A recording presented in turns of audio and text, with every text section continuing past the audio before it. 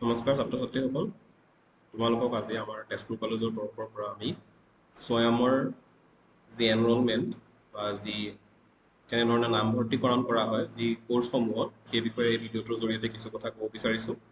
প্ৰথমতে তোমালোকে গুগলত গৈ পেলাই স্বয়ম চাৰ্চ যদি কৰা SWAYM তাতে স্বয়ম চেণ্ট্ৰেল বুলি আহিব বা ৱেবছাইটটো হ'ল swayam.gov.in। তাত যদি তোমালোকে ক্লিক কৰা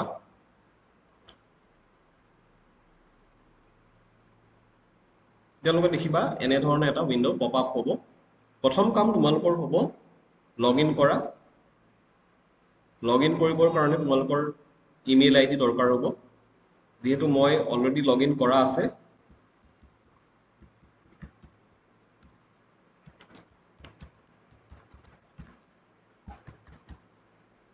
ইয়াতে আইডি পাছৱৰ্ড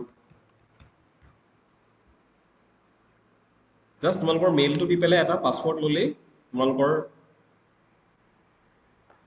স্বয়ম যিটো আইডি আছে সেইটো ক্ৰিয়েট হৈ যাব। আৰু তাৰপিছত তোমালোকে নিজৰ জিমেইল যদি একাউণ্ট খোলা তাত তোমালোকে এনেধৰণে দেখা পাবা verify your email for Swayam, এটা মেইল আহিব। তাত ক্লিক কৰি দিলে তোমালোকৰ স্বয়ম যি একাউণ্ট আছে সেইটো ভেৰিফাই হৈ যাব। তাৰপিছত তোমালোকে আকৌ স্বয়মত যাবা। ইয়াত গৈ পেলাই তোমালোকে দেখা পাবা ওপৰত আছে অল কোৰ্চেছ। তাত যদি ক্লিক কৰা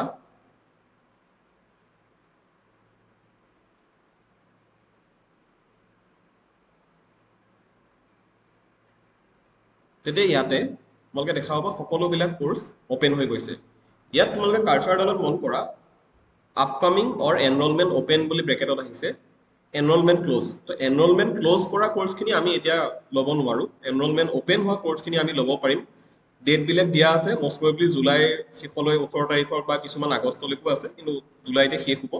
তাৰ পৰা তোমালোকে ইয়াতে গৈ কোৰ্চটো চাৰ্চ কৰিব পাৰা।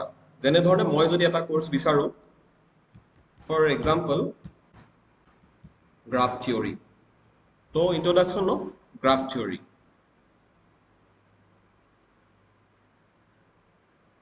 ইয়াত যদি মই যাওঁ তেতিয়াহ'লে তোমালোকৰ কোৰ্চটো অপেন হৈ যাব।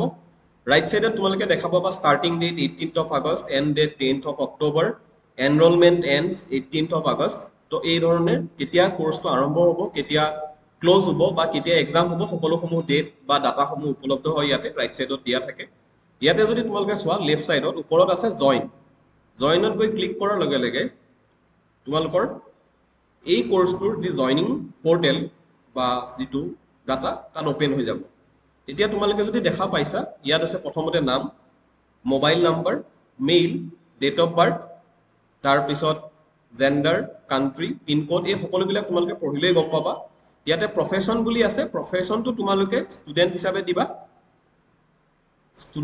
দিবা, তাৰপিছত তোমালোকৰ হায়েষ্ট ডিগ্ৰী এতিয়ালৈকে তোমালোকে যিহেতু পাৰ্চু কৰি আছা, আমাৰ বৰ্তমানৰ ডিগ্ৰীটো মতে 4 ইয়াৰ বেচেলৰ ডিগ্ৰী হৈ আছে বা কিছুমানৰ 3 ইয়াৰ ডিগ্ৰীও হ'ব পাৰে, কিন্তু 4 ইয়াৰ বেচেলৰ ডিগ্ৰী বা 3 ইয়াৰ দিয়াত মনৰ কথা নাই।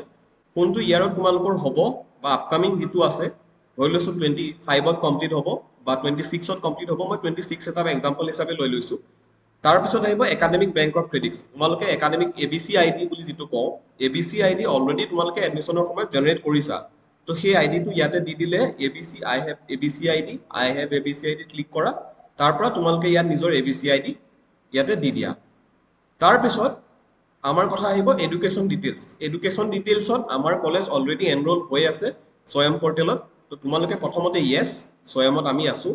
Local chapter state Assam. তাৰপিছত তোমালোকে কলেজৰ নামখিনি ইয়াত গৈ পেলাই ক্লিক কৰিলে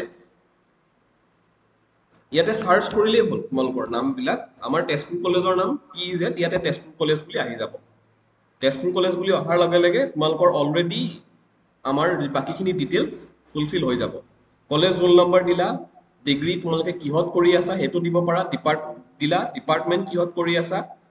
ইয়াতে মই ধৰি লৈছোঁ মই দিছোঁ ডিগ্ৰী ছায়েন্সত, তেতিয়াহ'লে মই নেক্সট মেথমেটিক্স মোৰ ডিপাৰ্টমেণ্ট, ষ্টাডি ইয়াৰ মই কোনটো ইয়াৰত আছোঁ, first year, second year, third year, তাত মই ক্লিক কৰিলোঁ।